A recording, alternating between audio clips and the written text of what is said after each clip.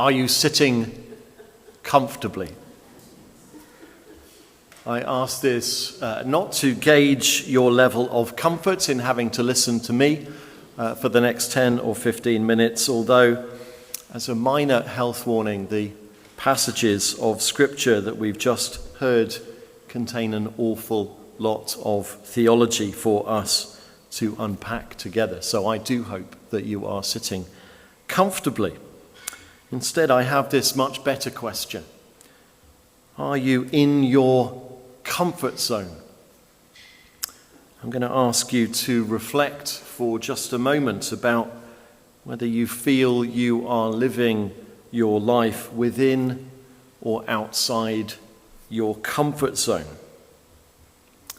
And to help us with that, let me share with you a really good definition from Brené Brown, who is an expert and prolific writer and speaker on topics like courage and vulnerability, shame and empathy. And she describes the phrase comfort zone as where our uncertainty, scarcity and vulnerability are minimized, where we believe we will have access to enough love, food, talent, time, and admiration, and perhaps most of all, where we feel we have some control. It's a great and very comfortable place to be, a place that we don't necessarily like to leave. But Brené Brown and countless other developmental psychologists also tell us that our comfort zones are places that inherently limit us. We do our growing as human beings when we are outside of our zone of comfort, when we are challenging ourselves or being challenged. When we choose only comfort, not only do we stop growing and developing as individuals, but our comfort zone also shrinks over time. And so Brené Brown encourages us to choose courage over comfort. I think the reality is perhaps a bit more nuanced than that, and to be fair, I think Brené Brown does as well. Realistically, life is a marathon and not a sprint. There are times when we step way outside our comfort zones, whether through choice or necessity, and we learn and develop very, very quickly. That new career, moving to a new part of the country, an illness, a bereavement. And for much of the rest of the time, we might nudge ourselves out of our comfort zones in more measured ways, taking on new and unfamiliar challenges from which we learn and grow. But equally, alongside those moments of growth, there is the need for rest and consolidation, a time to recover and take a breath. But the concept, I think, is an important one. Our physiological and psychological makeup as human beings mean that we grow and develop most when we are in a place that feels unfamiliar, a place that feels challenging, a place that might feel just a little bit scary. And while we might think most about our comfort zones in terms of our working lives, or our volunteering roles, or our relationships with other people, I think the concept is just as relevant to our faith and our discipleship. I think it is healthy for us all to reflect from time to time on whether, as part of this church and in our individual lives of faith, we are just a little bit too comfortable, whether God is calling us to some new and unfamiliar and possibly slightly scary challenge. whether we should be choosing courage over comfort. Which feels like a really good segue to the Apostle Paul and his time in Athens in front of the Areopagus that we heard from Sasha just a while ago. I sense that Paul here is operating well outside his comfort zone. And indeed, when we read our way through Acts, we can perhaps come to the conclusion that Paul is perennially operating outside his comfort zone. Such is his zeal for the Lord. Now, to that, of course, we must remind ourselves that in Acts, Luke is providing us very much with the extended highlights. It's like watching Match of the Day. We just get the exciting bits. And there are hints in both Acts and in Paul's letters that he too found the time and indeed the necessity to slow down just from time to time and to rest in the fellowship of those who supported him across these new communities of faith. But what Luke mostly records in Acts through these missionary journeys is a Paul who is wholeheartedly prepared to step outside of his comfort zone. There is a pattern to his mission and his ministry. He travels to a new place. He visits the local synagogue. He preaches Christ crucified and risen again. Some hear and become followers of the way, but many get angry. There is conflict, and Paul often has to flee for his life. On the second of his missionary journeys, Paul arrives in Athens, having been beaten and jailed with Silas in Philippi. He then provokes a riot in Thessalonica and is sent away at night to Berea, some 40 miles away, where the Thessalonian mob follows him and forces him to flee onward to Athens, leaving Silas and Timothy behind. This is hardcore ministry, life on the very edge. But then in Athens, the pattern changes just a little bit. Paul still finds his way to the synagogue and preaches there to both Jews and God-fearing Greeks. But then he finds himself arguing in the marketplace about the idolatry he's found in Athens and is invited somewhat sarcastically by some Epicurean and Stoic philosophers to come and speak to a meeting of the Areopagus, the Athenian council. Luke records rather acidly in the passage just before our reading this morning that all the Athenians and the foreigners who lived there spent their time doing nothing but talking about and listening to the latest ideas. And it is in that context that they invite Paul to speak. And Paul, of course, seizes the opportunity. And while he is trained in the art of Greek rhetoric, this is quite something else, engaging the foremost philosophers of the age on their home ground, engaging pagans and not his fellow Jews or God-fearing Gentiles, well outside of his comfort zone. And I think what we can learn is quite a lot for our own mission and ministry from what he said and from what he did. Because he meets them where they are.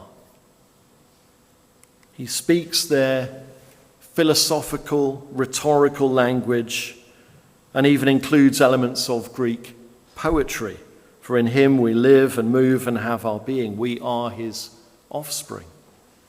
He engages them on matters they will recognize and understand. He praises them for their evident religiosity and finds a way to introduce his God amidst the bewildering array of pagan deities, to place his God within their context.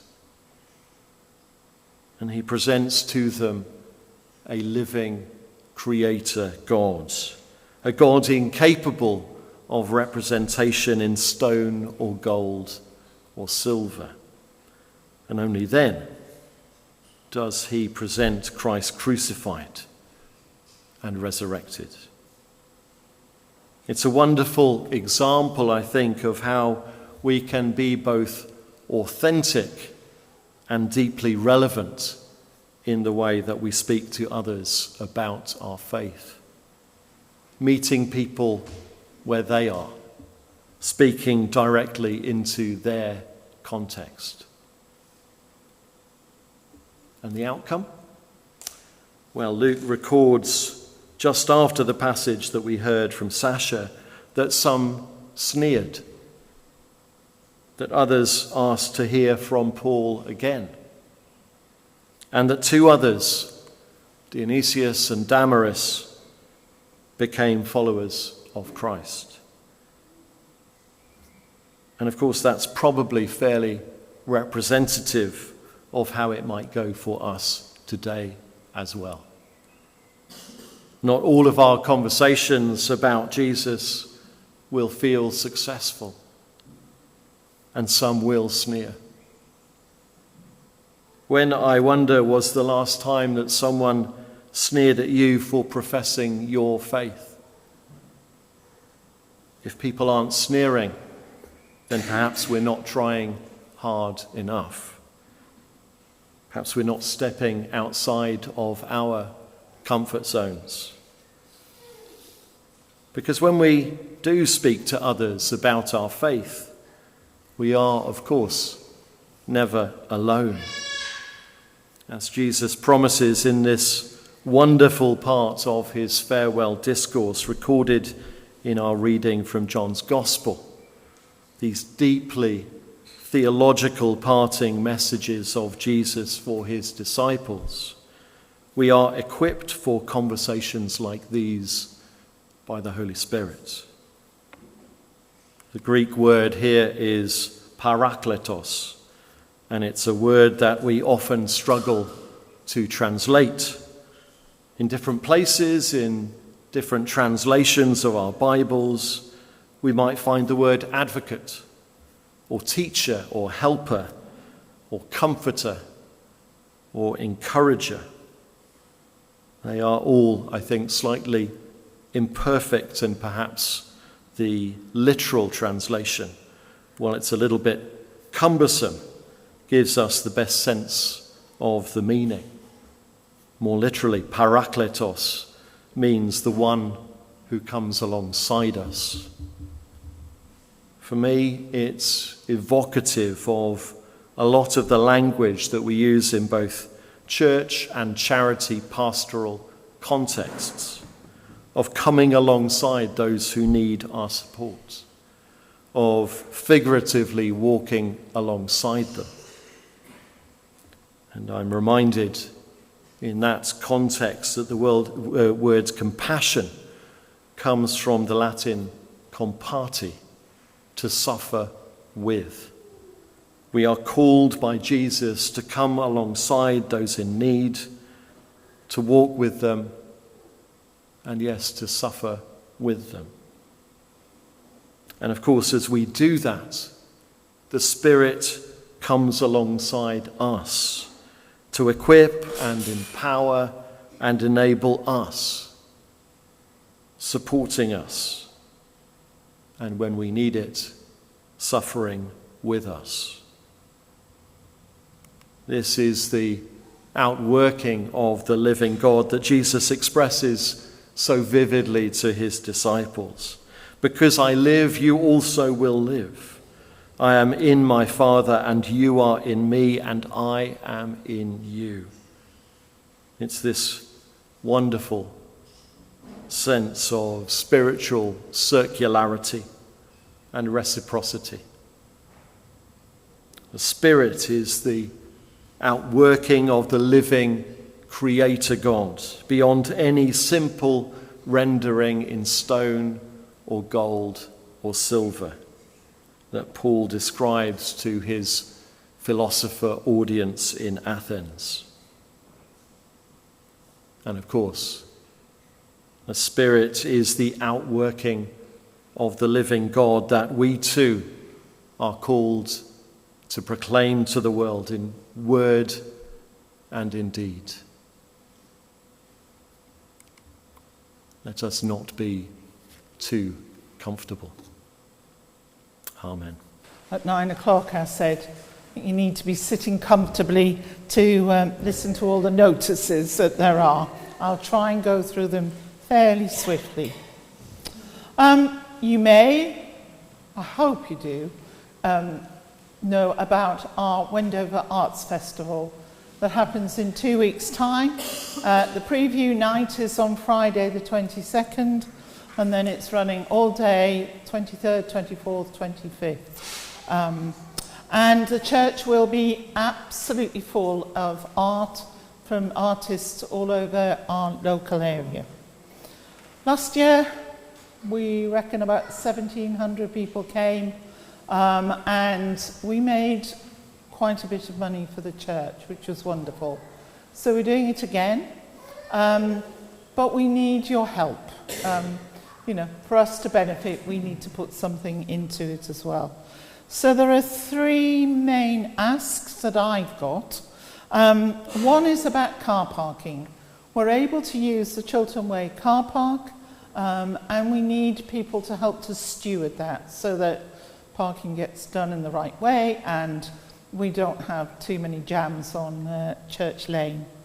If you're around and are able to help to do that, Catherine and Sasha are sitting here. Oh, and Julie, sorry. Julie needs to know that bit. I've got to get the right people saying the right thing. So please talk to Julie. One of the sort of big bits, apart from all the art, is the cafe that runs. We have a gazebo outside. And vast quantities of cake was consumed last year. So please, if you're a cake baker, over the next couple of weeks, could you bake some cakes? Round ones or tray bakes, no scones. Scones are already accounted for. They can be brought in any point during the weekend, but leave them uncut. Again, that makes it easier for the people who are doing that part of the organisation. And there is a raffle. David Blackmore's managed to get prizes from around the village, but we'd like to do some hampers that have got wine and boxes of chocolates in. So, if anybody's able to give us a bottle of wine, a box of chocolates or 2, they would be gratefully received. And please invite people. There are lots of posters now in at least a 5-mile radius around Wendover. There are flyers at the back, but please be telling people about it. All sorts of people. Oh, sorry, Sasha.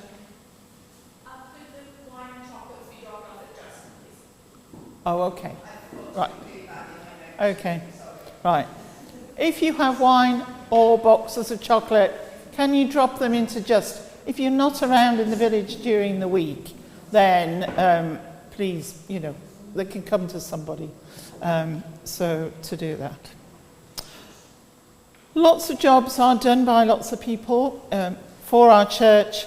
And one of them is there's about a dozen people who regularly unlock and lock the church. So church, we say, is open from 9 till 6 every day. And William has done that job, William's over here, done that job for a good long while on a Wednesday morning, but is unable to for a few months. So again, we're looking for somebody who's around in the village to be able to come to church and unlock by 9 o'clock on a Wednesday, please, again, talk to Catherine about that, or Jackie is there as well, so that we can make sure that that role is being continued. You've seen all the Christian Aid posters. Christian Aid Week starts today. We've always done lots to help to fundraise for that work. Next Sunday, David Blackmore's going to be talking. But if you've got envelopes, please can you start to distribute them? Are there still 3 bundles left at the back that are Thornton Crescent, I think. Manor Crescent, Swan Meadows and Badger Meadow. Okay, so Manor Crescent, Swan Meadows. Except I think it might be Swan Mews. Right. And Badger Meadow. Right, so if anybody is able to take those, you're simply delivering them. We don't ask people to go back for them anymore. People are asked to make their donations into Just.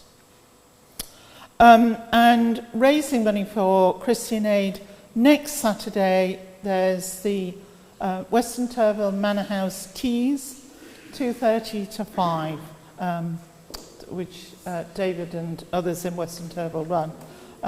It's always very nice to go to that. There's a walk this afternoon, leaving Sweeney's at 2:30, going up to Dunsmore where there's plants for sale and cakes, and then coming back down. And next Saturday is Choral Society concert, and if you're interested in that, the tickets are in the shop.